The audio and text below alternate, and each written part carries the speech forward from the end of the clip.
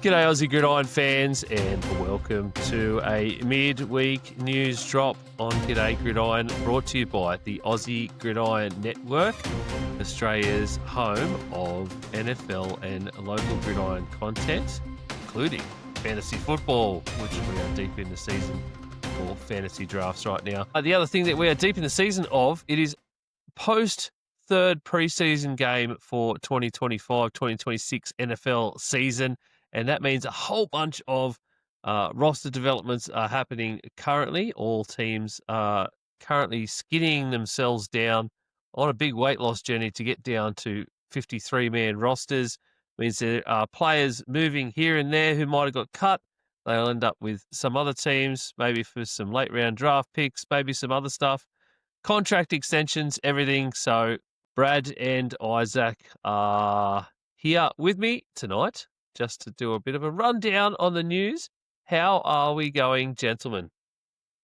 Yeah, good for a Tuesday. It was crazy. I know it was cut down day, but it seemed like there was so much news happening today. I'm glad we could get out and do a quick pod. Yeah, I'm good, and like Brad said, the news was just dropping this morning, so it was fun to watch, and your phone was running low on battery.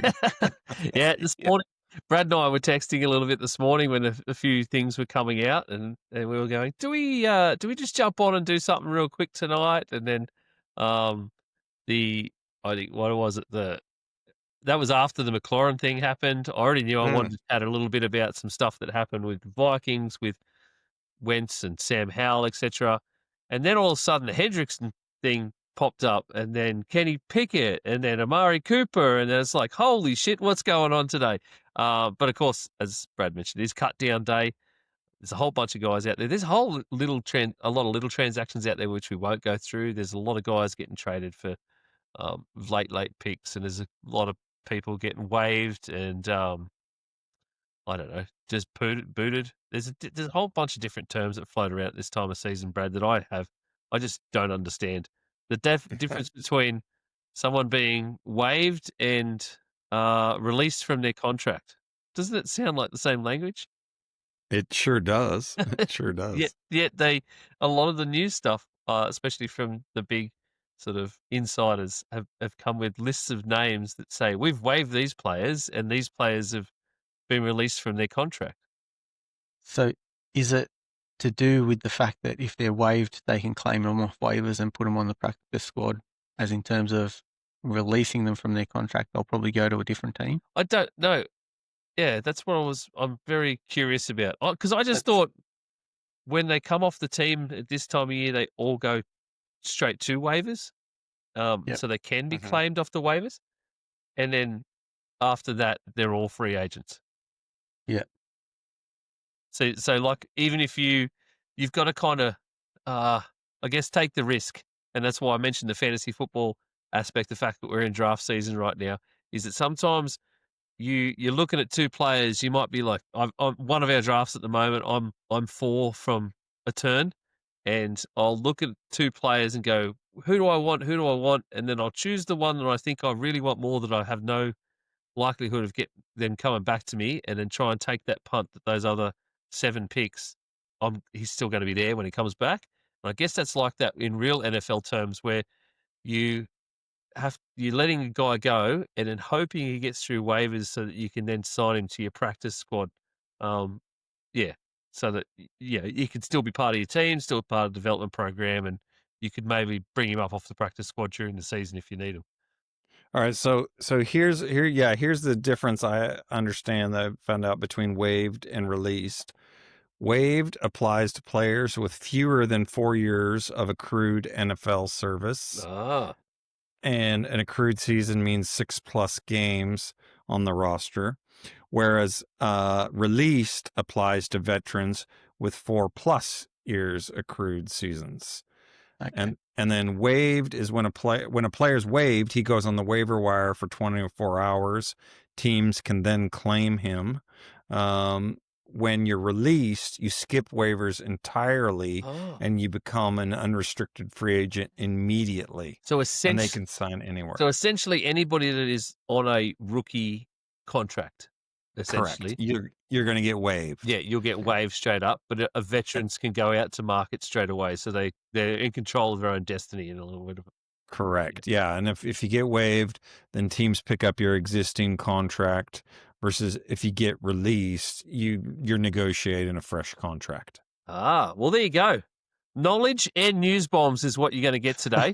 Boom. We're here for all of it at G'day Gridiron. So we're just the news drops. Yeah, exactly. So hit us up on the socials for all that kind of news drops and knowledge bombs. You'll find us at G'day Gridiron everywhere. You can go to Linktree/Aussie Gridiron Network for all of those links. As always, boys, let's get into some news. Yeah. I mentioned all those names and bits and pieces at the top. Terry McLaurin was the first one off the board today. Signs finally, we should say, signs a contract extension with the Commanders. It's a 3-year extension, $96 million in total. Isaac, it feels like out of all the situations that have been sitting out there pending, and we've been talking about for weeks and weeks and weeks, well, we haven't. We've been trying not to. McLaurin, Hendrickson, Micah Parsons, for example, the big three at the moment. It felt like this one in particular was the one that was inevitable. Yeah, I think it was. Like, everyone wanted to see him stay at the Commanders. The thing that surprised me here was the number per year. So talk before that, before he signed, was he wanted 28 million, and he comes out and he gets 32. So that report coming out saying he wanted 28 mustn't have been facts. But I think he's worth it. He wanted something around the DK Metcalf number, and he got it. So good dealings by McLaurin, and I think good dealings by the Commanders. They needed to keep him. He keeps Jaden Daniels happy, and he's still on his rookie contract. Brad, it would have been sad for this not to happen for the Commanders and McLaurin. McLaurin has been kind of one of those guys that's been hanging around in the franchise for a very long time. He's been through the shit years, terrible owners, stadiums falling apart, bad coaching, that whole carousel, and then gets to last season, and you finally found that lightning rod of a quarterback. And it would have been, I think, a real bad look for the Commanders as a franchise and to their fans to have let this go on any longer. Yeah, absolutely. I think, we'll get into it in the NFC East, our previews later, but the Commanders are thin at wide receiver, and even with Terry, basically. So they had to get him in there, and they had to do it now because you've got Jaden on that rookie contract. So you got to make the most of it. And for Jaden's own sake, you got to develop him. You got to surround him with good players. We've seen the difference between teams that surround their young quarterbacks with good players and those that don't. And so, yeah, it was obvious they had to get this done. And it, like to your original point, it felt like everybody knew this was going to happen sooner or later.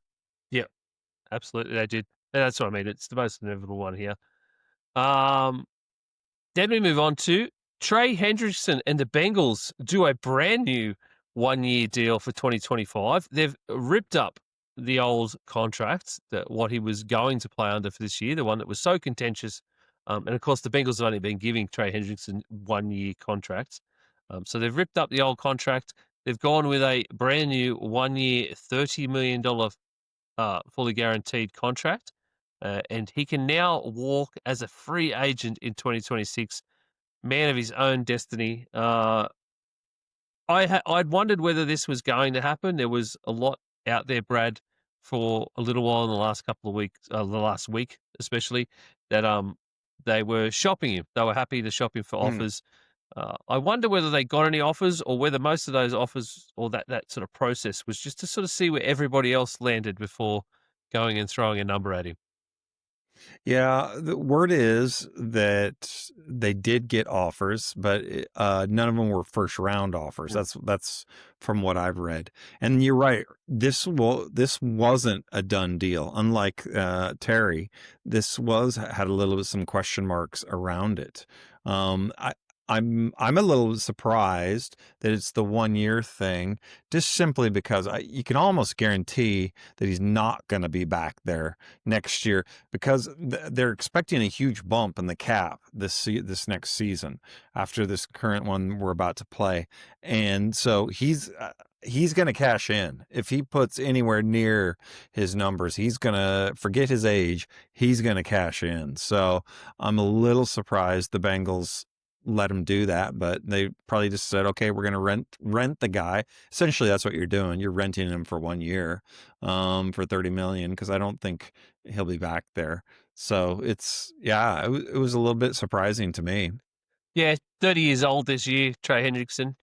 He's sort of not as old as he seems, but he's been the sack leader the last two seasons, Isaac. Yep. And it makes sense that this happens because the Bengals seem to feel like they're, I don't know, for some reason they feel like they're all in, like they're chasing a Super Bowl this season. But I'm a little bit confused. You mentioned it a couple of weeks ago, or at least last week, why they wouldn't just sort of move him off for what they can get and reset a little.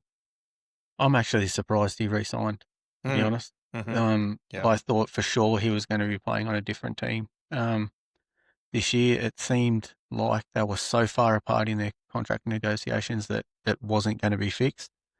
I mean, essentially, they got offers, from what Brad was saying. They got offers, but they're essentially going to let him walk for free next year. So, Yeah. I can't see him staying on the Bengals past this season. Although the one caveat to that is they could franchise tag him. I think they still could franchise tag him. That would cost him a ton of money, but they could. I don't see him doing that, because that would all hell would break loose, I think, in the Hendrickson camp. I don't think that they would. I don't think they would do that because it is still an average of the top 5 players salaries at that position, which is quite large anyway. And I think they'd be paying him more than this for a franchise tag next season, because that number's only likely to go up for that particular position. Yeah, especially with a couple other guys who are still out there, Micah Parsons being one, who still have to sign. So at some point he's going to get money, and so are a couple others, and that number is already massive because of Myles Garrett, for instance. So when you take an average of those top 5, it's already more than 30 mil. So they would have to be paying a lot more. I'm very surprised that it got done. I'm very surprised. I'm with you, Isaac. I really thought he'd be somewhere else. It seemed like the most logical option. I can't see, as I said, how the Bengals think that they're a Super Bowl team this year, because that defense got lit up for the second week in a row by more than 40 points. And I know it's only preseason, but like you can bring that back a bit for NFL. Like when you have the actual starters, the starting defense, you can bring that 40-point number back a bit. But are we really saying that Trey Hendrickson makes 27 points of difference himself? Because I just don't see how he does. Do you know? No. He doesn't. And I think Bengals fans could be in for a rude awakening. I think you're right. So I think Lou Anarumo is going to be missed severely after partway through this season. I don't think it's going to be the Bengals fans that are going to be surprised. They're like us. They know the defense is shit. It's probably the Bengals owners and the brass there that are going to be surprised. Oh, geez, we don't have a defense. Yeah. And some of the media are talking about them like in massive terms as well. But it's like you're focusing on the offense, which is admittedly will be one of the best in the league again. But the defense is going to kill them week after week. Yep. They're not going to be able to score enough points to keep up with how many points people are going to score against them. So it's just it's just not going to happen. It doesn't work that way. My only hope for Hendrickson is that he doesn't get a nasty injury. Because he's betting on himself in this part, and you hope that he stays healthy and he's a sack leader again, so he gets paid what he's worth. Yeah. For sure. Yeah. And he will. He'll go anywhere else. He'll get close to 40 mil easily. Yep. In a few years, and most other teams out there will happily give a 31-year-old of that caliber probably a 2 to 3 year contract, which is, I think, all he's really looking for is just certainty for the next few years. So, all right, moving on. the Vikings this week made a few moves. First up, they traded Sam Howell away, which was quite a bit of a shock. They brought Sam Howell in originally from the Seahawks, so they traded with the Seahawks for Sam Howell in, I think it might have been March. So they acquired him. They traded with the Seahawks, which was a stonker of a trade, to be honest. I just laughed my ass off when I saw it. They brought him in to be QB2, like a bit of competition for the QB2 spot, essentially, because they had Brett Ripien and somebody else I can't remember. But they gave the Seahawks a 2026 fifth rounder, so number 142 overall, and in return they got Hal and another 2026 fifth rounder, number 172. So they only moved back 30 places. And picked up Hal. Good. So that was a pretty good steal to start with. This week, though, after a couple of pretty down preseason games by Sam Howell, they traded him away to the Philadelphia Eagles, and they traded Howell and a 2026 sixth rounder to the Eagles for a fifth round and a 2027 seventh round. So they essentially moved up a round. So they got Sam Howell in the building, moved back 30 places, had him for preseason, for camp and preseason, had a look at him, put him out there, and then shipped him away for what is essentially a pick further ahead, a round further ahead. It's some pretty good business. Yeah, that's the type of move that you would expect the Eagles to make. You know, that's what they're known for, being so savvy in terms of on the other end. So hats off to the Vikings for some shrewd front office maneuvering. So after all that went down, basically the end of the day when that went down, the Vikings signed Carson Wentz to come in and be their QB2 and to be the voice of reason and the veteran in the QB room. Wentz has a little bit of history with some of the Vikings coaching staff, the current coaching staff. But I think this is a fantastic move. If we go back a couple of months now, we were talking about Vikings QBs and who was going to be around. And Isaac, you in particular, was ribbing the hell out of me about the Aaron Rodgers drama train. And I said back then, what the hell are we doing carrying on with this whole Rodgers thing when Carson Wentz is sitting out there and he would be the best option to be behind JJ McCarthy right now and to help him along the way. Who better than a Super Bowl winner and someone with a very level head who has been through the highs and lows, absolute highs and absolute lows of NFL football, Brad? Yeah. It's since North Dakota State coming out and playing college ball, you've seen Carson Wentz just ride that roller coaster more so than most anybody. He started out amazing, looked like he was going to be a savior in Philly, and then he gets hurt and just never can recapture that magic. So anybody that has been around as much as he has, and all accounts are he's a really good locker room dude. Like, let's face it, you're not going to be a backup in the NFL long term unless you're a good locker room dude. The teams won't put up with that. So I think it kind of speaks for itself that he's wanted to mentor McCarthy, and he can step in case he needs to. So no, I think it's a great move by the Vikings. Yeah, I think so too. It'd be interesting to see how he goes in the KOC offense. Yes, he revived Sam Darnold's career last year, and if he does get a chance, then it'll be interesting to see what he does with Wentz at the helm. Yeah. Well, I think really, they waived Brian Ripien as well today. Yes, they did. Yeah, they waived Brian Ripien. I can't remember who we're down to in that QB room now, but Max Bromser. Oh yes, sir. Yeah, they seem to like Max Bromser. They I've been hearing a little bit of stuff about him, so they like what he's up to. I don't think they like him as like to be sort of QB1 material, but similar to some other franchises, some other situations we've been talking about lately, I think he's more of that steady QB2 role, long-term QB2 role that they want to try and look for, or at least someone to be a very good QB3 sort of, that scout team offense had run that for them. So, which would be amazing. Yep. Of course, that's I briefly mentioned coaching staff. It was Josh McCown is the current Vikings QB coach, who was Gotcha. a QB at the Philadelphia Eagles at the same time Carson Wentz was there.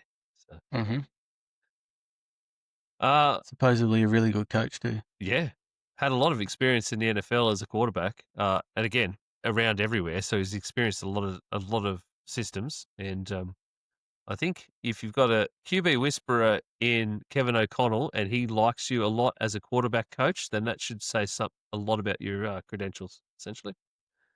All right, boys, moving on. The Raiders made some moves today. The first one off the bat was they traded for Kenny Pickett. So Kenny Pickett moves to the Las Vegas Raiders. The Browns traded with the Eagles. Try that again. The Browns traded with the Eagles for Pickett in March, sending DTR and fifth to the Eagles. Dorian Thompson-Robinson actually got waived this week by the Eagles. He did, yeah. Okay. They traded him today to the Raiders for a fifth rounder. And this comes off the back of Aidan O'Connell breaking his wrist during the third preseason game against the Cardinals. He's likely to be out for 6 to 8 weeks. So this is Kenny Pickett comes in as a solid QB2 for the Raiders now behind Geno Smith.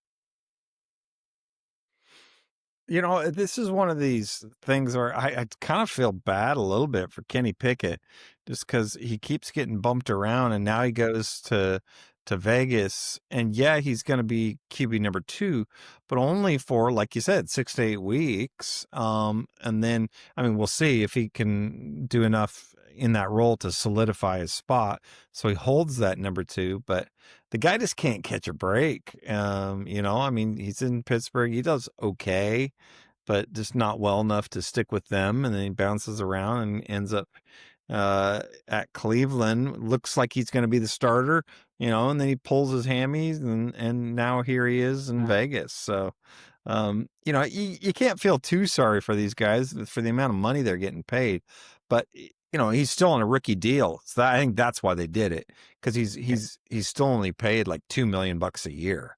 So it's a cheap deal for the Raiders. Yeah, ain't nobody happier than me and Nick that he got moved to the Raiders because Shador moves up a spot. I love it. It moves Dylan Gabriel into that solid QB2 role, mate. That's what happens. It does. But kind of that trade now is null and void. That was the DTR for Kenny Pickett. It's just like it was a nothing trade. It's just moving pieces around, I believe. Yeah, they basically replaced the pick, essentially. So, and they didn't really get much out of him, the Browns, to be honest, because he's been injured. Funnily enough, we've now talked about 2 quarterbacks tonight that have made NFL history, Brad. Kenny Pickett and Sam Howell make NFL history by getting traded 3 times before year 4 in the NFL. Jeez, I did not know that. So they were both selected in the 2022 NFL draft. 3.5 years later, they've both already been traded 3 times. Pickett was a first-round pick for the Steelers, got traded to the Eagles, to the Browns, now to the Raiders. Howell was a 5th-round pick to the Commanders. He was traded to the Seahawks, the Vikings, and now to the Eagles. So okay, I don't know if it's the kind of history you want to make, but that's what they have made. The other move the Raiders made today is they signed Amari Cooper on a 1-year deal worth just $3.5 million. Amari Cooper goes back to the Raiders finally. It might end up being the end of his NFL lifetime at the Raiders. Maybe that was part of the reasoning for wanting to go back there. Look, good deal for the Raiders. $3.5 million for Amari Cooper. He can make a few plays here and there, Isaac. He's not going to be the guy. He's not going to be your 1, your 2. He's going to be your 3 or 4 rotation. And it's cheap enough. Bring him back, see what he can do. He can give you a couple of big plays. But we'll get on to the real news coming out of the Raiders next. the weird situation around that.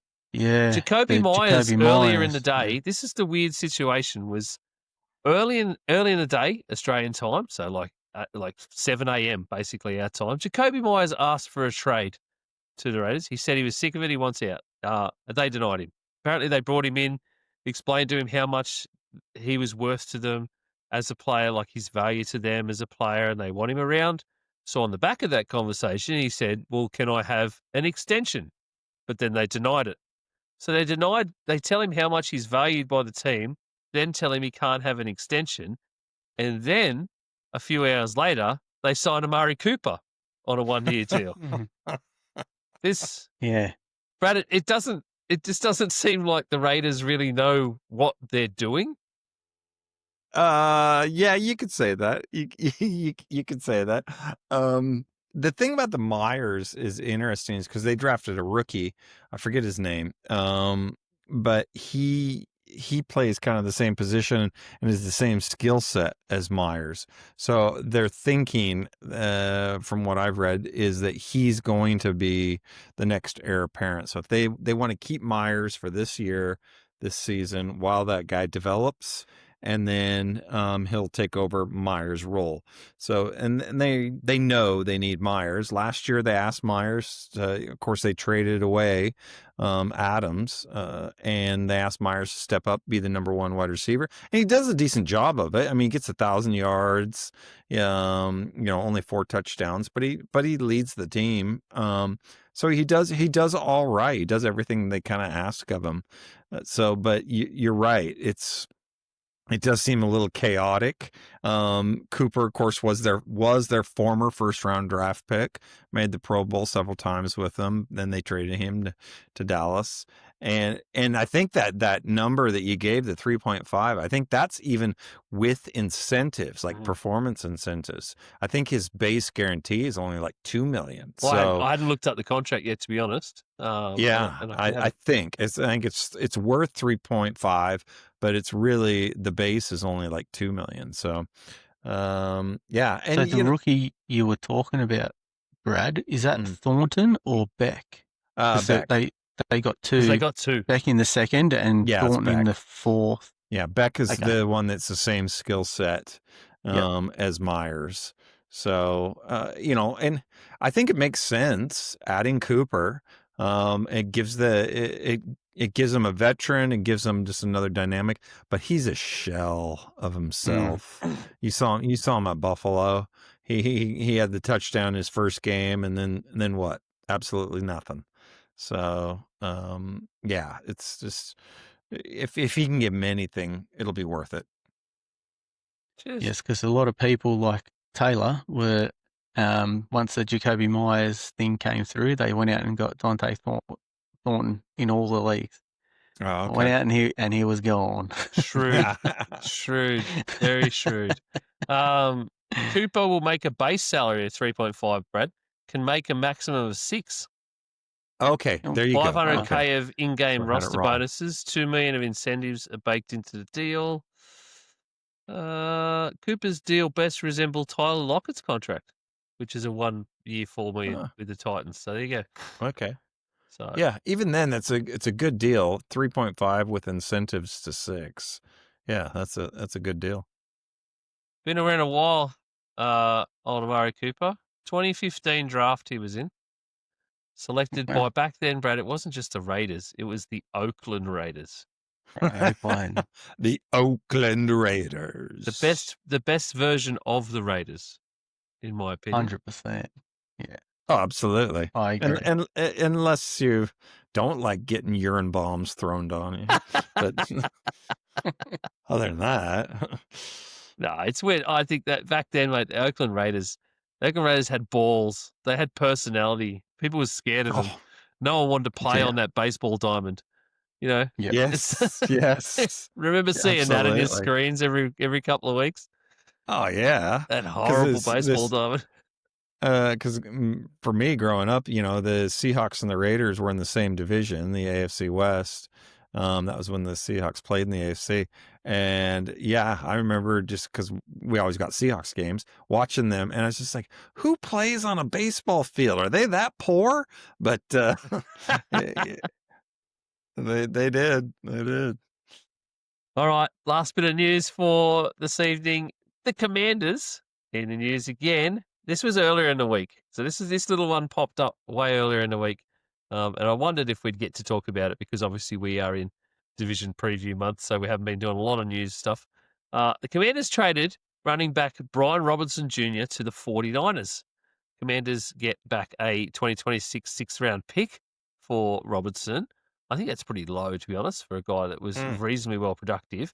Commanders are taking on, he's still in his rookie deal, so they're taking on the final $1.25 million that's owed in the final year of his deal. So they agreed to take that on. That's barely anything for a franchise these days. So Robinson lands at the 49ers, where he, of course, will be back up to CMC. The 49ers so far this season have had a bit of bad luck at running back again. Yeah, well, I think it's a really big upgrade from Isaac Garendo, who was dealing with some shoulder issues. So I think it's a really good move by San Francisco. Have someone of his quality there as a backup.